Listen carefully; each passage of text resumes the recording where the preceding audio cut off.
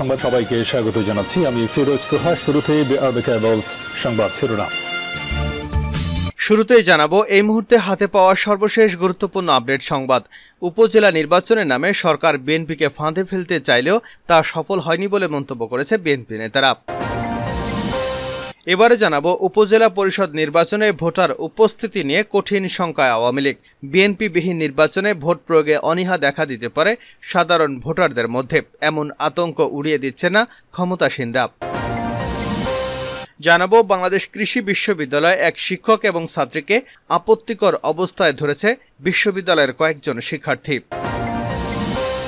এদিকে আওয়ামী লীগের সাধারণ সম্পাদক এবং সড়ক পরিবহন ও সেতুমন্ত্রী ওবায়দুল কাদের বলেছেন, বিএনপির লক্ষ্যই হল ষড়যন্ত্র ও চক্রান্তের মাধ্যমে যে কোনো উপায়ে রাষ্ট্র ক্ষমতা দখল করা। এবারে জানাবো বিএনপির আন্দোলন এখন হতাশার চাদরে ঢাকা পড়েছে।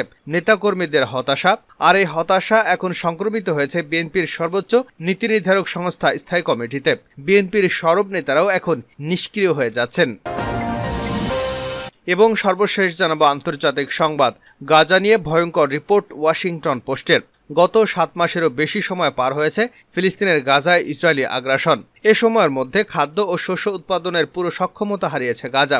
পাশাপাশি সম্পূর্ণভাবে নষ্ট হয়েছে উপত্যকার বিশুদ্ধ পানির যোগান। এতক্ষণ শিরোনাম শুনছিলেন, এবার বিস্তারিত। প্রিয় দর্শক, আপনি যদি এই চ্যানেলে নতুন হয়ে থাকেন, ভিডিওটি দেখতে দেখতে চ্যানেলটি সাবস্ক্রাইব করে আমাদের সঙ্গেই থাকুন। আর এই ভিডিও সম্পর্কে আপনি আপনার মূল্যবান মতামতটি কমেন্ট বক্সে জানিয়ে দিন। আর হ্যাঁ প্রিয় দর্শক, জানিয়ে দিন ভিডিওটি কোথা থেকে দেখছেন। উপজেলা নির্বাচনে বিএনপিকে ফাঁদে ফেলতে চাইলেও সরকার সফল হয়নি। উপজেলা নির্বাচনের নামে সরকার বিএনপিকে ফাঁদে ফেলতে চাইলেও তারা সফল হয়নি বলে মন্তব্য করেছে বিএনপি নেতারা। তাদের দাবি, এই নির্বাচনে আওয়ামী লীগ নিজেদের মধ্যে কোন্দল শুরু হয়ে গেছে। 7 জানুয়ারির মতো উপজেলা নির্বাচনেও জনগণ ভোটে আসবে না। শনিবার 4 মে জাতীয় প্রেস ক্লাবের সামনে গ্রেপ্তার নেতাকর্মীদের মুক্তি এবং মামলা প্রত্যাহারের দাবিতে প্রতিবাদ সমাবেশের আয়োজন করা হয়। এতে অংশ নিয়ে বিএনপির স্থায়ী কমিটির সদস্য মির্জা আব্বাস বলেন, জনগণ ক্ষমতাসীনদের যে কোনো সময় লাথি দিয়ে ফেলে দেবে। মিথ্যা রাজনৈতিক মামলা, দলীয় কর্মীদের গ্রেপ্তার করে সাজা দেওয়া হচ্ছে দাবি করে দলটির এই নেতা বলেন, সরকার ফাঁদ পেতেছে উপজেলা নির্বাচনের মাধ্যমে বিএনপির কর্মীদের নেওয়ার জন্য। নির্বাচনের কথা সরকারের মুখে মানায় না। 7 জানুয়ারি নির্বাচনে জনগণ ভোট দিতে যায়নি, উপজেলাতেও যাবে না। আন্দোলনের মাধ্যমে সরকারের পতন ঘটানো হবে। মির্জা আব্বাস বলেন, উপজেলা নির্বাচনে আওয়ামী লীগের ভেতরে কোন্দল, কুকুরে কুকুরে কামড়াকামড়ি শুরু করেছে। বিএনপি নির্বাচনে নাই, যাবেও না। এদিকে শেরেবাংলা নগরের সাবেক রাষ্ট্রপতি, বিএনপির প্রতিষ্ঠাতা জিয়াউর রহমানের সমাধিতে শ্রদ্ধা নিবেদন করেন বিএনপির আরেক স্থায়ী কমিটির সদস্য ডক্টর আব্দুল মঈন খান। তিনি বলেন, জনগণকে ভয় বলেই সরকার আতঙ্কে আছে। সবাই সরকারের পতন চায় বলেও মন্তব্য করেন তিনি। আব্দুল মঈন খান বলেন, ক্ষমতাসীন আওয়ামী লীগ দেশের জনগণকে ভয় পায় বলেই আর ষড়যন্ত্রের কথা বলছে। বাম ডান সবাই তো প্রকাশ্যে বলছে আন্দোলনে একাত্ম হচ্ছে, কারণ সরকার জনগণের ভোটে নির্বাচিত নয়। তারা দেশের প্রতিটি প্রতিষ্ঠানকে ধ্বংস করে দিয়েছে। সরকার দেশের মানুষের সম্পদ তাদের দলীয় মুষ্টিমেয় কিছু লোকের হাতে তুলে দিয়েছে। সরকারের পতন না হওয়া পর্যন্ত রাজপথে আন্দোলন চলবে বলেও হুঁশিয়ারি দেন বিএনপির এই নেতা। ভোটার উপস্থিতি নিয়ে শঙ্কায় আওয়ামী লীগ। উপজেলা পরিষদ নির্বাচনে ভোটার উপস্থিতি নিয়ে শঙ্কায় আছে আওয়ামী লীগ। বিএনপিবিহীন নির্বাচনে ভোট প্রয়োগে অনীহা দেখা দিতে পারে সাধারণ ভোটারদের মধ্যে, এমন আশঙ্কা উড়িয়ে দিচ্ছেন না ক্ষমতাসীনরা। তবে দলটির দাবি, উপজেলা রেকর্ড সংখ্যক ভোটারের উপস্থিতি দেখতে চান তারা। এজন্য ভোটারদের কেন্দ্রমুখী করতে গুরুত্ব দিতে চান প্রচারণায়। ইতিমধ্যে তৃণমূলে শুরু হয়েছে লিফলেট বিতরণ। এমপি মন্ত্রী সহ দলীয় নেতারা নির্বাচনী পরিবেশ নষ্ট করলে সাংগঠনিক শাস্তির আওতায় আনতে হবে। ফলে বিএনপি নেতারা ভোটারদের নিরুৎসাহিত করলেও তা খুব বেশি কাজে আসবে না, এমনটি মনে করছেন দলের নীতি নির্ধারকদের অনেকেই। জানতে চাইলে আওয়ামী লীগের সভাপতিমণ্ডলীর সদস্য ডক্টর মোস্তফা জালাল মহিউদ্দিন যুগান্তরকে বলেন, সব শ্রেণী পেশার মানুষ যেন ভোট কেন্দ্রে আসে এবং নিজেদের ভোটাধিকার প্রয়োগ করে, এই বিষয়গুলো মাথায় রেখে আওয়ামী লীগ দলীয় কার্যক্রম পরিচালনা করছে। এ বিষয়ে ইতিমধ্যে দলের তৃণমূলে নির্দেশনা দেওয়া হয়েছে এবং তারা কার্যক্রম শুরু করেছেন। এখন পর্যন্ত নির্বাচনের যে পরিবেশ, তাতে মনে হচ্ছে ভোটারের উপস্থিতি ও নির্বাচন অনেক ভালো হবে। তিনি আরও বলেন, বিএনপি ভোটারদের ভোট না দিতে নিরুৎসাহিত করছে, ওটা তাদের দলীয় বিষয়। তবে কিভাবে ভোটারের উপস্থিতি বৃদ্ধি করা যায় সে বিষয় নিয়ে আমরা কাজ করছি। 8 মে প্রথম ধাপের নির্বাচনের মধ্য দিয়ে শুরু হবে উপজেলা পরিষদ নির্বাচন। ইতিমধ্যে নির্বাচনের সব প্রস্তুতি সম্পন্ন করেছে নির্বাচন কমিশন। প্রচার প্রচারণায় ব্যস্ত প্রার্থী এবং তাদের কর্মী সমর্থকরা ভোটারদের দ্বারে দ্বারে গিয়ে ভোট প্রার্থনা করছেন তারা। অন্যদিকে নির্বাচন বর্জনের পর ভোটারদের নিরুৎসাহিত করছে বিএনপি।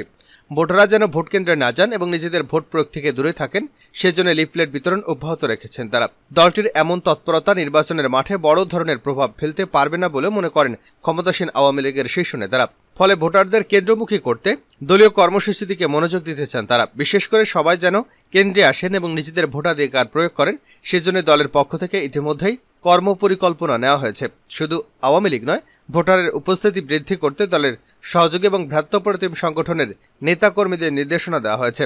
সর্বশেষ দলের কেন্দ্রীয় কার্যালয়ে দলটির প্রচার এবং প্রকাশনা উপকমিটির এক সভায় এই নির্দেশনা দেন আওয়ামী লীগের সাধারণ সম্পাদক ওবায়দুল কাদের। লিফলেট বিতরণের পাশাপাশি জনসংযোগ করার নির্দেশনাও দেন তিনি। বাংলাদেশ কৃষি বিশ্ববিদ্যালয়ে আপত্তিকর অবস্থায় ধরা পড়ল ছাত্রী শিক্ষক। বাংলাদেশ কৃষি বিশ্ববিদ্যালয়ে এক শিক্ষক এবং ছাত্রীকে আপত্তিকর অবস্থায় ধরেছে বিশ্ববিদ্যালয়ের কয়েকজন শিক্ষার্থী। শনিবার সন্ধ্যা 7:30টার দিকে বিশ্ববিদ্যালয়ের কৃষিতত্ত্ব বিভাগীয় মাঠ এবং আমবাগান সংলগ্ন এলাকা থেকে বিশ্ববিদ্যালয়ের সাবেক সহকারী প্রক্টর এবং কৃষিতত্ত্ব বিভাগের সহযোগী অধ্যাপক ডক্টর মোহাম্মদ শফিকুল ইসলাম ও কৃষি অনুষদের অধ্যয়নরত আবাসিক শেখ রোজি জামাল হলের প্রথম বর্ষের এক শিক্ষার্থীকে আপত্তিকর অবস্থায় ধরেন তারা। পরে বিষয়টি বিশ্ববিদ্যালয়ের প্রক্টরকে জানালে ঘটনাস্থল থেকে ওই শিক্ষার্থীকে হলে নিয়ে আসেন প্রক্টর অধ্যাপক ডক্টর মোহাম্মদ আজহারুল ইসলাম। পুরো ঘটনাটি শনিবার রাত 10টা নাগাদ স্বীকার করেছেন ওই ছাত্রী। ওই শিক্ষার্থীর হলে গেলে সরজমিনে দেখা যায় বিশ্ববিদ্যালয়ের প্রক্টর অধ্যাপক ডক্টর মোহাম্মদ আজহারুল ইসলাম এবং সহযোগী ছাত্র বিষয়ক উপদেষ্টা অধ্যাপক ডক্টর আফরিনা মুস্তারি রোজি হলে এসে ওই শিক্ষার্থীকে ঘটনার বিষয়ে জিজ্ঞাসাবাদ করেন। পরবর্তীতে সহযোগী অধ্যাপক ডক্টর মোহাম্মদ শফিকুল ইসলামের সঙ্গে ওই শিক্ষার্থীর অনৈতিক মেলামেশার বিষয়টি স্বীকার করেন ওই শিক্ষার্থী। এ সময় প্রক্টর এবং সহযোগী ছাত্র বিষয়ক উপদেষ্টার উপস্থিতিতে নিজ হাতে পুরো ঘটনার একটি স্বীকারোক্তি লিখে জমা দেন ওই শিক্ষার্থী। স্বীকারোক্তিতে ওই শিক্ষার্থী জানান, বিশ্ববিদ্যালয়ে ভর্তির আগেই ফেসবুকের মাধ্যমে সহযোগী অধ্যাপক ডক্টর মোহাম্মদ শফিকুল ইসলামের সাথে পরিচিত হন ওই শিক্ষার্থী। ভর্তির পরে ক্লাস শুরু হলে জানতে পারেন ওই শিক্ষক তাদের একটি ব্যবহারিক কোর্সের কোর্স শিক্ষক। মেসেঞ্জারে আলাপের মাধ্যমে ওই শিক্ষকের সাথে অনৈতিক সম্পর্ক গড়ে ওঠে। ওই শিক্ষক বিবাহিত এবং বিষয়টি জানতেন ওই শিক্ষার্থী। বিবাহিত হওয়ার পরেও ওই ছাত্রীকে নিয়ে নিজের বাড়িতে গাজীপুরের একটি রিসোর্ট, মুক্তাগাছা সহ বিভিন্ন জায়গায় ঘুরতে গিয়েছিলেন তিনি। ঘটনাস্থল থেকে ওই ছাত্রীকে নিয়ে আসার ব্যাপারে জানার জন্য বিশ্ববিদ্যালয়ের প্রক্টর অধ্যাপক ডক্টর মোহাম্মদ আজহারুল ইসলামের সাথে একাধিকবার যোগাযোগ করবার চেষ্টা করা হলেও তিনি ফোন কল রিসিভ করেননি। এ বিষয়ে সহযোগী ছাত্র বিষয়ক উপদেষ্টা অধ্যাপক ডক্টর আফরিনা মুস্তারি বলেন, ঘটনাটি সম্পর্কে জানতে পারলে আমি তাৎক্ষণিক রোজি জামাল হলে চলে আসি। ওই ছাত্রী ঘটনার ব্যাপারে নিজের স্বীকারোক্তি দিয়েছেন। ঘটনার সুষ্ঠু তদন্তের জন্য একটি কমিটি গঠন করা হবে। কোনো রকম তদন্তের আগে কোনো সিদ্ধান্ত নেওয়া হচ্ছে না। তদন্ত সাপেক্ষে পরবর্তী সকল পদক্ষেপ গ্রহণ করা হবে। এদিকে দুদিন আগে মানসিকভাবে বিপর্যস্ত থাকায় প্রায় 10টি ঘুমের ওষুধ খেয়েছেন ওই শিক্ষার্থী। এমতো অবস্থায় তাকে হলে রাখা বিপজ্জনক বলে জানিয়েছেন হল প্রভোস্ট অধ্যাপক ডক্টর রুকসানা আমিন রোনা। ওই শিক্ষার্থীর লোকাল অভিভাবকদের ডেকে তাদের কাছে হস্তান্তর করা হয়েছে বলে জানান প্রভোস্ট। ঘটনায় অভিযুক্ত শিক্ষক অধ্যাপক ডক্টর শফিকুল ইসলামকে একাধিকবার কল করা হলেও তিনি তার ফোন কল রিসিভ করেননি। বিএনপির লক্ষ্যই হল চক্রান্তের মাধ্যমে রাষ্ট্র ক্ষমতা দখল করা ওবায়দুল কাদের। আওয়ামী লীগের সাধারণ সম্পাদক এবং সড়ক পরিবহন ও সেতুমন্ত্রী ওবায়দুল কাদের বলেছেন, বিএনপির লক্ষ্যই হল ষড়যন্ত্র ও চক্রান্তের মাধ্যমে যে কোনো উপায়ে রাষ্ট্র ক্ষমতা দখল করা, গণতান্ত্রিক ধারাবাহিকতা ও রাজনৈতিক স্থিতিশীলতাকে নস্যাৎ করা। সেজন্য তারা লাগাতারভাবে মিথ্যাচার, অপপ্রচার এবং গুজব সৃষ্টি করে বিভ্রান্তির সৃষ্টি করে। রাতে আওয়ামী লীগের উপদপ্তর সম্পাদক অ্যাডভোকেট সায়েম খান স্বাক্ষরিত এক বিবৃতিতে তিনি এসব কথা বলেন। বিএনপি নেতৃবৃন্দ অসংলগ্ন এবং লাগামহীন বিভ্রান্তিকর বক্তব্য দিচ্ছে অভিযোগ করে এর নিন্দা ও প্রতিবাদ জানিয়েছেন তিনি। বিবৃতিতে ওবায়দুল কাদের বলেন, বিএনপি গণতান্ত্রিক যে কোনো বিষয়কে ফাঁদ মনে করে, আর সে কারণেই তারা চলমান উপজেলা পরিষদ নির্বাচনকে হালকা হিসেবে জনগণের সামনে তুলে ধরার অপচেষ্টা চালাচ্ছে। গণতান্ত্রিক যে কোনো বিষয়কে বিএনপি ফাঁদ মনে করে। প্রকৃতপক্ষে বিএনপি গণতন্ত্রে বিশ্বাস করে না বলেই নিয়মতান্ত্রিক রীতিনীতি, প্রথা, বিধিবিধান এবং নির্বাচন তাদের কাছে ফাঁদ বলে মনে হয়। তিনি বলেন, বিএনপিকে এদেশের মানুষ ভালো করে চেনে। বিএনপির তথাকথিত আন্দোলন এবং তাদের নেতাদের হাঁক ডাকে জনগণের কোনো আগ্রহ নেই। ইতিহাস থেকে জিয়াউর রহমানের নাম মুছে ফেলার চেষ্টা করা হচ্ছে। বিএনপি নেতাদের এমন বক্তব্যের জবাবে আওয়ামী লীগ সাধারণ সম্পাদক বলেন, বিএনপি নেতৃবৃন্দ ইতিহাস থেকে জিয়াউর রহমানের নাম মুছে ফেলার কথা বলছেন। বন্দুকের নলের মুখে জোরপূর্বক রাষ্ট্র ক্ষমতা দখলকারী একজন গণধিকৃত ব্যক্তিকে বিএনপি গণনায়কে রূপান্তরিত করবার অপচেষ্টা করছে। বিএনপির এই অপচেষ্টা কখনো জনগণ গ্রহণ করেনি।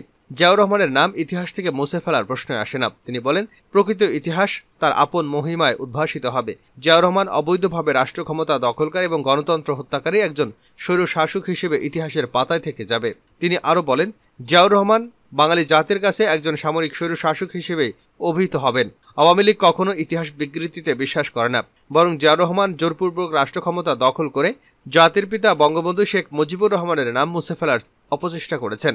বিএনপির শাসন আমলে রাষ্ট্রীয়ভাবে বিকৃত মিথ্যা ইতিহাস প্রচার করা হয়েছে, এমনকি ৭ই মার্চের ঐতিহাসিক ভাষণ পর্যন্ত বাজাতে দেওয়া হয়নি। শেষ করছে আন্তর্জাতিক সংবাদ দিয়ে গাজা নিয়ে ভয়ঙ্কর রিপোর্ট ওয়াশিংটন পোস্টের। ৭ মাসেরও বেশি সময় পার হয়েছে ফিলিস্তিনের গাজায় ইসরায়েলি আগ্রাসন। এই সময়ের মধ্যে শস্য খাদ্য উৎপাদন পুরোপুরি সক্ষমতা হারিয়েছে গাজা, পাশাপাশি সম্পূর্ণভাবে নষ্ট হয়েছে উপত্যকার বিশুদ্ধ পানির যোগান। শুক্রবার ওয়াশিংটন পোস্টের এক প্রতিবেদনে এ তথ্য জানানো হয়েছে। ইসরায়েলে লাগাতার বোমা হামলা এবং বুলডোজারের চাপায় ধূলিসাৎ হয়ে গেছে গাজার অধিকাংশ কৃষিজমি এবং ফলের বাগান। তারপরেও কিছু জমি হয়তো বেঁচে ছিল, কিন্তু বোমা হামলা থেকে বাঁচতে গাজাবাসী যখন দক্ষিণের দিকে ছুটছে, তখন পেছনে ফেলে যাওয়া জমির ফসল এবং গবাদি পশু মারা পড়েছে পানির অভাব আর অনাহারে। আশরাফ উমর নামের উত্তর গাজা বেইত লাহিয়ার এক বাসিন্দা সংবাদ মাধ্যম ওয়াশিংটন পোস্টকে জানিয়েছেন, জানুয়ারির শেষের দিকে ইসরায়েলি সেনারা তাদের ফসল জমি বুলডোজার দিয়ে পুরোপুরি নষ্ট করে দিয়েছে। একই সঙ্গে তারা একটি গ্রিনহাউস এবং সৌরশক্তির প্রকল্প ছিল, সেটাও ভেঙে দিয়েছে ইসরায়েলি সেনারা। সবকিছু গড়িয়ে দিয়ে সেখানে তারা একটি সামরিক বাফার জোন তৈরি করেছে। তিনি জানান, পূর্বপুরুষদের কাছ থেকে উত্তরাধিকার সূত্রে পাওয়া এসব জমিতে তারা কমলা, লেবু, আলু, বেগুন, টমেটো এবং শসা চাষ করতেন, কিন্তু এখন সেসব শুধুই স্বপ্ন। আশরাফ উমলের গল্প এখন গাজার প্রতিটি মানুষের। গাজার কৃষি তথ্য স্যাটেলাইট ইমেজ উপত্যকার বিশেষজ্ঞ ফিলিস্তিনিদের সাক্ষাৎকার বিশ্লেষণ করে দেখা গেছে, ইতিমধ্যেই গাজায় দুর্বল কৃষি ব্যবস্থা একেবারেই পতনের দ্বারপ্রান্তে পৌঁছে গেছে। গাজার কৃষিখাত ধ্বংসের মাত্রা সম্পর্কে জিজ্ঞাসা করা হলে ইসরায়েল প্রতিরক্ষা বাহিনী জানিয়েছে, বেআইনিভাবে ঘনত্ব বসতিপূর্ণ বেসামরিক এলাকায় নিজেদের সামরিক কার্যক্রম চালিয়ে যাচ্ছে হামাস এবং তার অন্য সশস্ত্র সংগঠনগুলো। এসব ঠেকাতে আইডিএফ যেসব পদক্ষেপ নিয়েছে সেসব সামরিক প্রয়োজনের উপর ভিত্তি করে নেওয়া হয়েছে এবং তা আন্তর্জাতিক আইন অনুসারেই করা হয়েছে। যদিও যুদ্ধের আগে গাজার বেশিরভাগ ফল এবং সবজি আমদানি করা হতো, কারণ ২০০৭ সালে হামাস ক্ষমতা দখলের পর গাজার উপর শাস্তিমূলক অবরোধ আরোপ করে ইসরায়েল এবং মিশর। সে কারণে গাজায় খাবার উৎপাদন ক্ষমতা প্রায় ২ দশক ধরে সীমিত। এখনও একটি সীমান্ত ক্রসিং ছাড়া সব সীমান্তই নিয়ন্ত্রণ করে ইসরায়েল। এর ফলে সীমিত বিদ্যুৎ ও পানি সরবরাহ ছাড়া গাজায় প্রায় সব ধরনের আমদানি ও রপ্তানি সীমাবদ্ধ রয়েছে। পাশাপাশি গভীর সমুদ্রে মাছ ধরতে যাওয়ার উপরেও নিষেধাজ্ঞা রয়েছে গাজাবাসীর।